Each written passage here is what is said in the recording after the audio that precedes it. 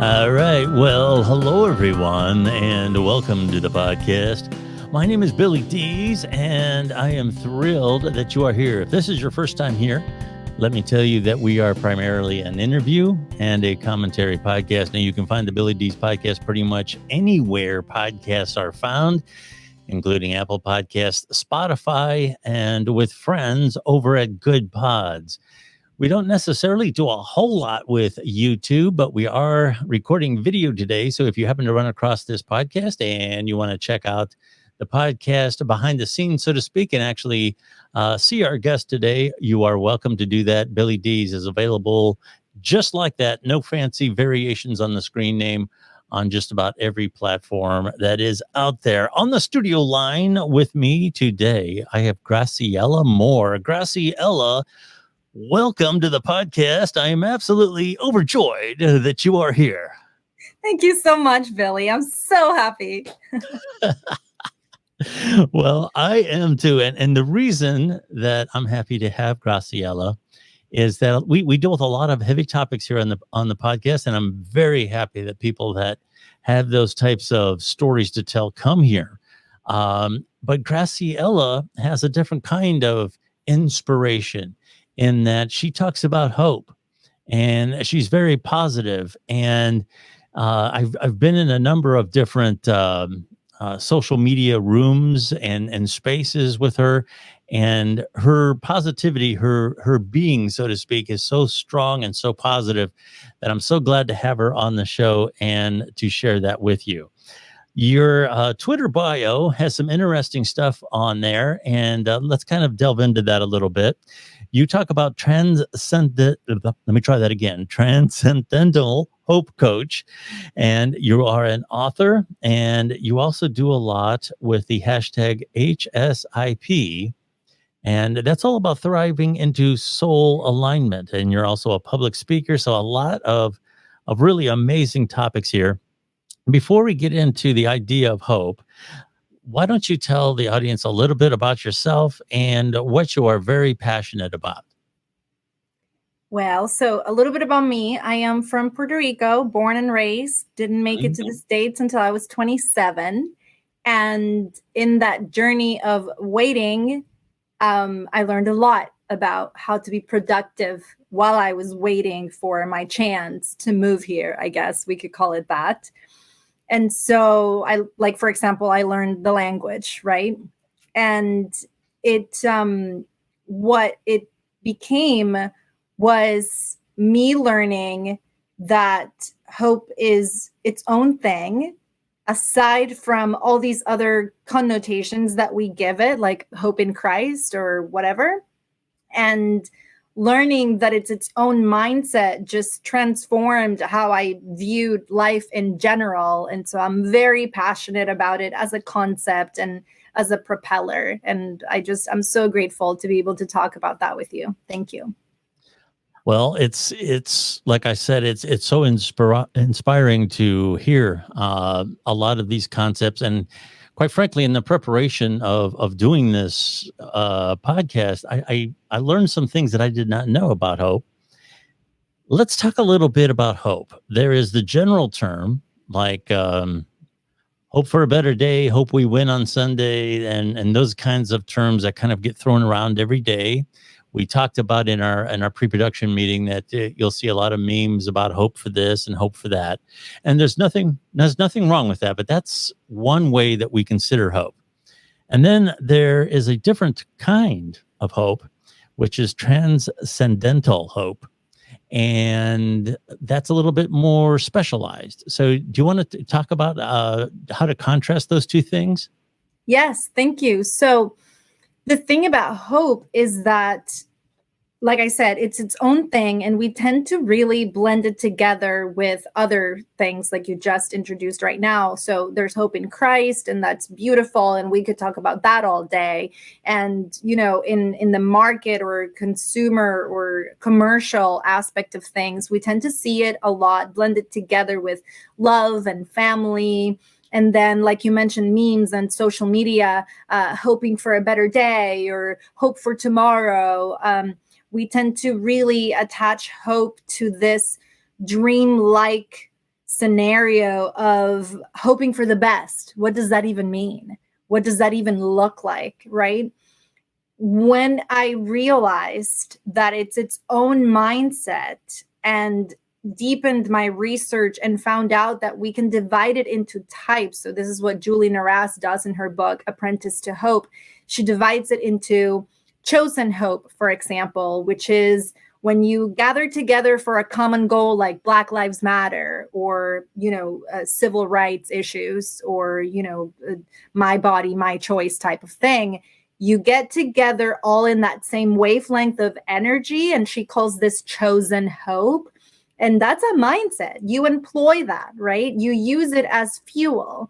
And then there's unrealistic hope. It's like, this thing that I want to create, how realistic is it? Like, am I going to make it to the moon? I would love that, but I don't know Elon Musk. So how realistic is it for me to put all my eggs in that basket, right? I mean, Right. if you want to do that, be my guest, but really bringing it down to the reality of your life and your resources allows you to then move forward with that hope. And let me tell you, I've been attacked before with commentary like hope is the laziest word in the English dictionary. And I don't just sit around and wait for things to happen, because for some reason, hope gets that rap. Sure. Yet when you realize how to employ it as a mindset, so positivity, resourcefulness, daily motivation, you really see that things start happening and things do move forward. I mean, little by little, every day, we can just do something here and there to move ourselves forward, right? Right. Sure. So when I realized that, and not just that, but looking back at my content growing up, my poetry and all of that, my research, I was like, wow, I've been talking about hope and writing about hope forever. So it became kind of that, destined thing for me to talk about. And I think that really comes through, right, in that passion and in the background, the body of work that allows me to just talk about this and coach people through this mindset so that they know that no one is hopeless. And, there's just hope in every single step of the way. Right. And the way I understand it, transcendental hope, I hope I'm getting that right, it comes from within. Is that a good way to put it? It's kind of, you have to develop it and make it come out yourself. Is that a good way to describe it? Yeah, for sure. That's a good way to describe transcendentalism as a hope. I mean, as a whole thing in itself. I was a literature major, right? In my degree is about literature and film. And I fell in love with writers like Walt Whitman, right? Writer of Song of Myself and Leaves of Grass, and Ralph Waldo Emerson. And these are transcendentalist American poets.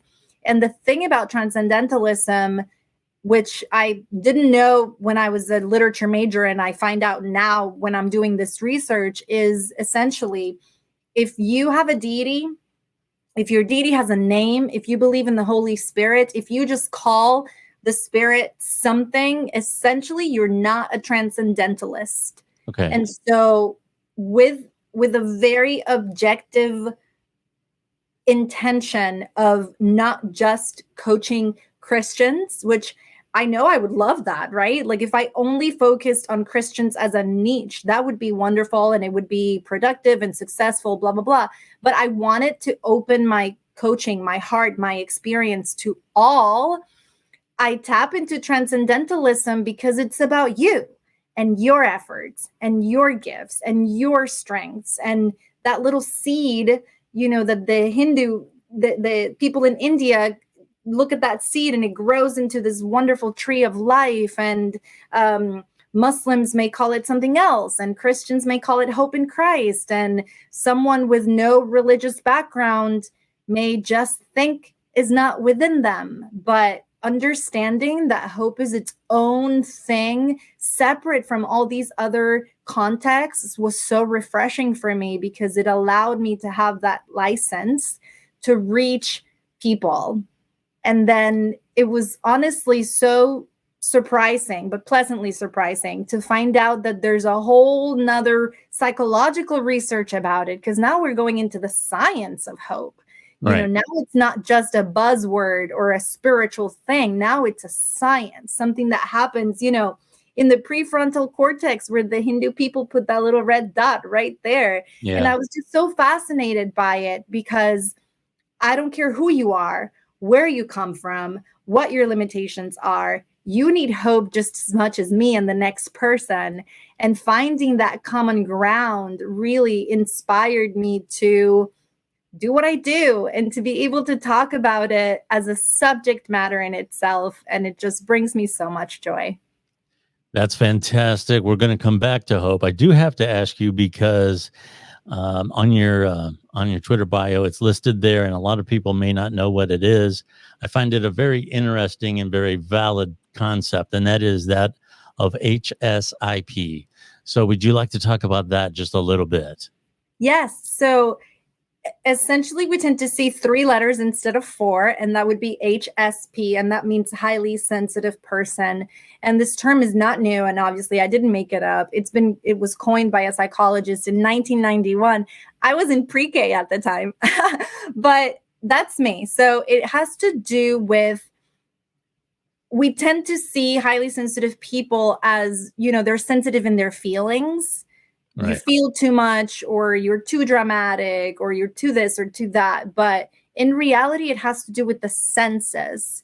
So, sensitivity to light, sensitivity to noises or smells or temperatures. And then there's that aspect of, once I am in control of my sensitivities as opposed to the other way around, it allows you a higher level of awareness. And with that higher level of awareness comes opening up to the spirit. And so it becomes highly sensitive, intuitive person. So it just becomes like a level up from the HSP aspect of things. So a lot of intuitives, psychics, Deepak Chopra, these are people who are highly sensitive, intuitive people, yet they may not just, they may not use that catalog as part of their content, but I'm interested in illuminating the way to people who are overwhelmed by their sensitivities because they don't know it yet, right? They don't know that they're highly sensitive. They don't know what those sensitivities are or mean, or how to transform their life in a way that they're using those sensitivities in their favor. So an example of that would be, using the spirit and tapping into my intuition to ponder these things and be able to produce a body of work. That's an example of me using my sensitivity in my favor, right? Another example would be, I'm definitely going to be the first one to know that something is burning because I'm sensitive to the smell, right? So, right. Yeah.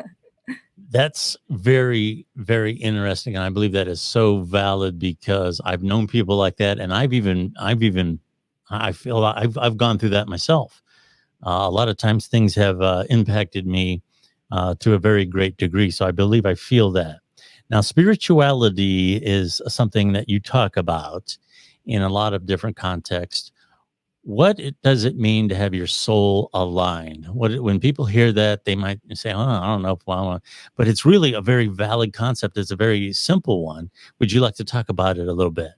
Yeah. So, when you know who you are, right? Know thyself. We hear this a lot, yet it's like, well, how do I even begin? Right. And I feel like there's a lot of healing involved in the process of getting to know yourself. We all have gone through trauma. There's the idea that you may have gone through trauma and I haven't is just ridiculous. Trauma really dates back to even the manner in which we were born, whether it was a C-section or you were born in a taxi or whatever. So trauma is way deeper than people really understand. But when you heal and get to know yourself and target your values and target your strengths, I feel like when you add those things together, authenticity just happens naturally. It's a byproduct of it. It comes through. You feel it, right? It's an energy thing. Sure. And so I feel like there's nothing but success when you come from a place of alignment. And that's really what being soul aligned means to me. It's actually not even spiritual. It's about figuring out what your values are, targeting what your strengths are, and leading with those. How could you fail? I mean, of course, if you value good, right, and do things for the highest good of all. I'm not talking about valuing, I don't know, war and whatever. I'm talking about coming from a good place for all, and wellness and healthy and, the good of things, right? So when you target those things, how could you go wrong? If you go into a relationship knowing who you are and what you value, we would all waste so much less time in toxic relationships, right? In the confusion of it all. Right. Because I know my values, I can step into the unknown with confidence. There's no fear of the unknown. Because I know my values, I don't struggle with FOMO or fear of missing out. It's like, no, I'm missing out of that, but I'm not struggling from missing out on it because I value what I am doing over here. And so it's about awareness. If you really want to narrow it down to just one thing, when you are aware, how do you step away from that? Yes. Right. That's fantastic. And I really feel that's a good explanation. I'm going to throw you a curveball now. Everybody gets a curveball once in a while. We're talking about hope today. And a lot of people search for hope. They search for positivity. And they are oftentimes at their most vulnerable. And the reason that I'm saying this is because I'm one of the few people that I know that point this out pretty regularly, that positivity and hope is a lot like faith, in that it is a very legitimate thing for a lot of people. But crossing that line over into bottling and selling it is very small. And people that give these seminars and have their members of their audience do all these stunts to give them confidence and everything, they can be very expensive.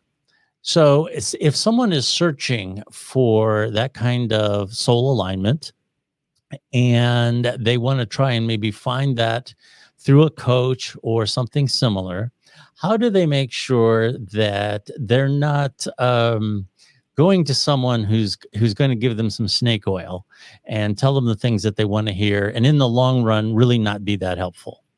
That is a tricky question. I mean, it really takes me to when I'm very open with letting people know that when you are a client seeking out a service provider, right, a coach or a mentor, right, you are in your right to shop around.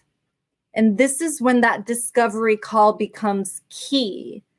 You need to, do a little research and find out what are the right questions for me to ask, because it's not just the coach interviewing the individual to see if we are a good fit. The individual needs to know what questions to ask to really see if this coach resonates, if this coach really sounds legit, and not just sound, but what is the body of work? What is your experience? Where did you come from with this concept? And in all honesty, I love that I get to coach people through something that I didn't make up, right? I use the American Psychological Association, all of their research, all of their data, all of their little assessments to figure out where you are in the hope scale. And then I use Julie Naras's types of hope along with my own little caveat, which is, she calls one of the types false hope. And in my research, I find out that the American Psychological Association says they have no evidence of false hope in their research. And so that's a little caveat to what this person is describing, right? And so at the end of the day, I take these tools that I didn't make up, and I simply just bring my own experience to it, which is, the art of storytelling or the art of knowing myself, right? Right. Or the art of practicing these things on the daily. So taking it back to your very first question about a little bit of background, I was 6 the very first time I realized I was in love with the English language. I wanted to learn it. And in Puerto Rico, some people grow up and they never speak the language, right? They never speak English, Mm-hmm. or they don't really tap into it the way I got obsessed with it. Yet at 6 and then at 9, when I really committed to that, I remember clearly, I wanted to move to the States, and that didn't happen until I was 27. Mm-hmm. And so I take my entire history and background of doing this and doing that and trying this and failing epically at this or that, and, toxic relationships and the hopelessness of it all, and transform it into a way that my clients can really see themselves in it. And I feel like that's been the key to establishing that trust, because trust is key when you're in a coaching relationship. It's very personal.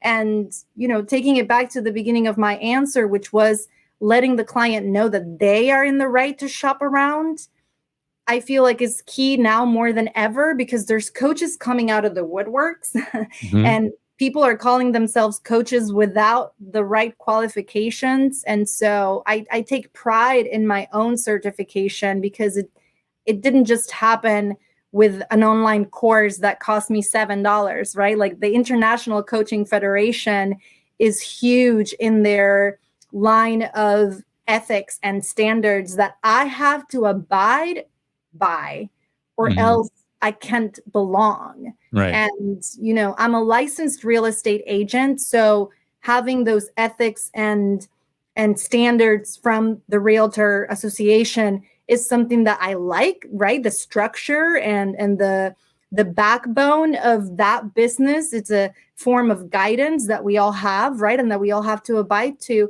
And so knowing that I was becoming a coach with a community that also provides those ethics and standards was huge for me, because I value, right? Yeah. Those ethics and those standards, and I would be lost without them, right? Yes. That is a fantastic way of talking about that. And I would only add, it's just like anything else when it comes to weight loss or physical fitness. When you are being promised the sun, moon, and the stars, and all you have to do is take this pill, or all you have to do is start our program today, and all these other things. When you hear those kinds of buzzwords, obviously tread forward with caution, because it is a process, right? This is something that you've been on your journey for a very long time. And very, very long. You just made me sound so old. A very long time. please. No, I'm kidding. You talked about being, what was it, in grade school in 91? I was over the hill in 91. So now I'm over the hill and going down the other side. You always seem so positive, and that's something that really resonates with me. We talk about spirituality, and like I said, that can mean different things to a lot of people. When I talk about someone having a contagious spirit, I don't necessarily mean there's some ghost coming out of them, but they have this energy that transcends whatever medium they're on. In your case, I've been in several spaces with you. As soon as you hear your voice, I mean, me in the audience, this positive vibe just falls all over you. And that is that's not something you can teach somebody, quite frankly, Graciela. I mean, you either have it or you don't. You have it. Do you have to work to maintain it, or does it come naturally? Well, I feel like it's both. So there's psychological research that also leads to the knowledge of knowing that some people have like a gene for optimism, if you will. And I think it really dates back to being highly sensitive, because when you're the highly sensitive person in the group, you tend to seek out the person that needs the help. Mm-hmm. You tend to be the arbiter in the drama. You Mm-hmm. tend to be the fallback person, like the mother hen of the group. Mm-hmm. And with that type of automatic exchange comes a level of responsibility, right? Mhm. And so a lot of highly sensitive people have this spark within them. And because we are sensitive, we show it way Mhm. more than, for example, my husband, who is not a highly sensitive person, and you'll see me all happy and in a tangible way, and Mhm. he's like, "Yeah, I'm happy. Sure, yeah, I'm happy." and he's so chill, and I'm over here like, "Oh my gosh, I'm so excited," right? Yeah. And so it really dates back to being highly sensitive. And on the other side of that is when I suffer, we suffer deeply. Right. And that's where those boundaries have to come into play. This is what I coach people through. I cannot watch the news. And I know this. How Mhm. did I learn that? Well, I learned it the hard way. I Right. learned it by watching the news and then wondering, why am I tossing and turning at night? Mhm. Why am I having nightmares? Why am I waking up with anxiety? Right? That's those sensitivities getting in the way, right? Mhm. And so I feel like I've always been dreamy, right? Optimistic. I grew up in La La Land, Yeah. right? Friends used to call me Graceland because I was always in La La Land, right? Yeah. So it's been a pattern of behavior that I feel like most highly sensitive people can relate to, or at least, they have experienced it. But it really is a day-to-day thing. And when I don't practice mindfulness, so for me, my own, tools are journaling and, prayer and meditation. They're both separate. They're not the same. When I go a few days without these tools, you might not hear it, but I feel it. I'll be moody. I'll be more Mhm. impatient with my child. I'll be just not myself. And it's all myself, right? We all ebb and Yep. flow. And that's another aspect that I coach people through, which is when I am flowing, wonderful. When I am ebbing, well, self compassion, kindness, relying on borrowed hope, which is another type that I love because Mhm. I do have my low moments. Who is there to lend me hope when I need it, right? Yes. And knowing that I have specific people like my husband or my community or you or some of the people that we love that are there to really help us along in the journey. We don't need to do things by ourselves, right? We have Mhm. each other. And so it's been a journey to understand these things. And again, to use them to our advantage is a discipline and a practice, Sure. right? I mean, I've been journaling since I was a teenager. So it's been 20 some years. And I've been meditating for about 15 years now. So it's a practice.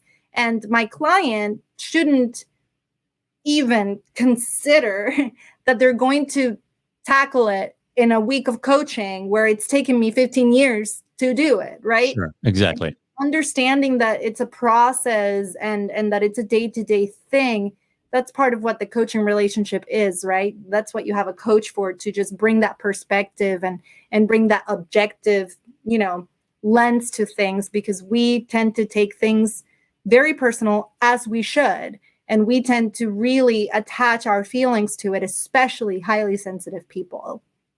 Interesting. You mentioned you don't watch the news, and I can certainly understand that.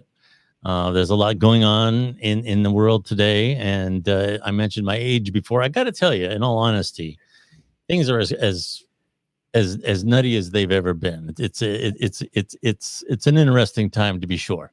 With that being said, what would be your message of hope? Just a general message of hope for people out there today. Well, I mean, first of all, before I give my message, if I may, I would love to just clarify that I do know what's going on in the world. Oh It's not yes, like I live, absolutely. yeah, it's not like I live under a rock. But Yes. when Roe versus Wade came out a few weeks ago, I was out of commission for like 3 days. I Yes. couldn't put my content out. I'm like looking around at my life and clueless because of the animosity of it all. I feel it, right? Like Sure. deeply. I might as well be in the streets screaming and with a sign in my hand, right? And Yeah. that's the highly sensitive thing. But I love that you asked me this question because it takes me back to something my dad said. And he was the only one who has ever said those things to me, like people aside from my husband. And we just met just a few years ago. And that was, you can do anything. Mm-hmm. Right. I mean, with limitations, like I said earlier, I'm not going to go to the moon, right? That would be unrealistic of me to even fathom how to begin to accomplish that in my lifetime, right? And Sure. so the realistic aspect of it comes into play, but you can do anything. And it's really a matter of breaking it down into step by step and giving yourself grace in the process and understanding that you can try again and again and again and again and again, because I did so many things and I failed at so many things until I found the thing. Yeah. And, when I found it and looked back at my journey and realized it had always been there, that's also part of the beauty of my work, because I feel like it's like that for most people. They target something thinking it's completely random, and then they realize they were made for it. Sure. They were prepared for it in some way. And I believe in my faith that there's a plan of happiness, right? And Sure. it's separate from the plan of salvation. That's a different subject. The plan of happiness is all about, again, how can you succeed? What does success look like for you? And what are the things that really resonate to your soul? You go to my website and the first thing you see is coaching for the soul, because I can coach you through meditation. Sure. I can coach you through journaling, of course. But at the end of the day, I, Graciela, as an individual, I want you to be okay at your core. And that just takes all these other elements together to function in a very orchestrated way. And to be able to guide people through this process, it just fills my cup, and then it overflows, and then you feel it. Well, the audience certainly does. I feel it. As I said, you have an amazing spirit. You have an amazing being, I guess, that just comes across so well, and that's made even better by the fact that you are an excellent communicator. And I'm not necessarily trying to give you compliments, but I'm kind of leading in to the next part of my little talk here with you today, in that you do things online. For those who may not know, there's a new type of medium called social audio. And these are basically sometimes like with Wisdom. Wisdom is an app that will allow an audio conversation. You don't have to do video. There's other things like Twitter Spaces, which will have groups of individuals in an audio only situation where they can talk among themselves. There's a host and so on and so forth. And of course, there's Clubhouse that a lot of people are familiar with. I know you're active on those platforms. On Twitter, you're at SOM Coaching. And do you want to talk a little bit about where you're at online and where people can hear more about you online? Yes, thank you, for sure. So I've always been Song of Myself, which is the poem by Walt Whitman. Wait, it's on the other side, right there. Mm-hmm. And it really, I fell in love with the poem, and then, 20 years later, figure out that what this poem is about, which is mindfulness, confidence, hope, that's what I am about, right? Yes. I don't know which one came first, the egg or the chicken, right? And so songofmyself.ig, I've been on Instagram since 2010, and it's always been songofmyself.ig. So you can find me there. My website is somcoaching.com, Song of Myself Coaching. And my Twitter, I got very lucky to be able to have that, at name on Twitter as well, SOM Coaching. And, we could go all day talking about how all of this translates into figuring out what your swan song is, and, that whole context of the song itself. and then marching to the beat of your own drum and all these other, cliches that are there for a reason. Sure. And so that's where you can find me. And Spaces has been, oh my gosh, such a refreshing thing. I avoided Twitter for the last decade, and I'm really only there because of Twitter Spaces. And it's just been wonderful. Yeah, it's interesting. For whatever reason, the percentage of people who are on Twitter, a lot of them don't know that Twitter Spaces exist. But at the same time, a lot of people are on Twitter Spaces right now. They're on Twitter simply because of Spaces. So that's an interesting duality there. And I hope more people who are on Twitter become aware of it and start to take advantage of it, because there's people like you there. And the spaces that you are in are always uplifting. And you have such a good wheelhouse of people that follow you and interject positive things. It's just anytime I notice that you're doing something, I always try to listen in if I have time, because you're just an absolutely a shot of refreshness, a breath of fresh air, all those cliches, you're all those things. And you also have the cred to go with it. So you're like the best of both worlds. A lot of people can be positive, a lot of people can know a lot of things, but to put those things together the way you have, Graciela, I got to tell you, I would very much encourage our audience to check you out on Twitter and find out where you're at certain given times, what events you're participating in. And once again, that's at SOM Coaching. And of course, the SOM is short for Song of Myself. Graciela, thank you so much for being on the podcast. You've been a joy, just like I knew you would be. Thank you very much. Thank you, Billy. Thank you so much. You're a gracious host, and it's my pleasure. Oh, well, thank you. Just a reminder, you can find me on Twitter as well. I'm real easy to find on Twitter at Billy Dees. I always say you just have to be nice. It's okay to disagree. But yes, be positive, be hopeful when you tweet me. And I'm always grateful for any feedback that I get. I'm just joking, of course. Until next week, thank you very much for listening to our podcast, and enjoy yourself and enjoy the summer. Well, hello everyone. I am Billy Dees from the self-titled Billy Dees Podcast. You can find me on Apple Podcasts, Stitcher, TuneIn, iHeartRadio, and many more of the best podcast networks. Join me for my commentary and interviews. Follow me on Twitter, real easy to find, at Billy Dees. I am Billy Dees. I'd love to have you listen in.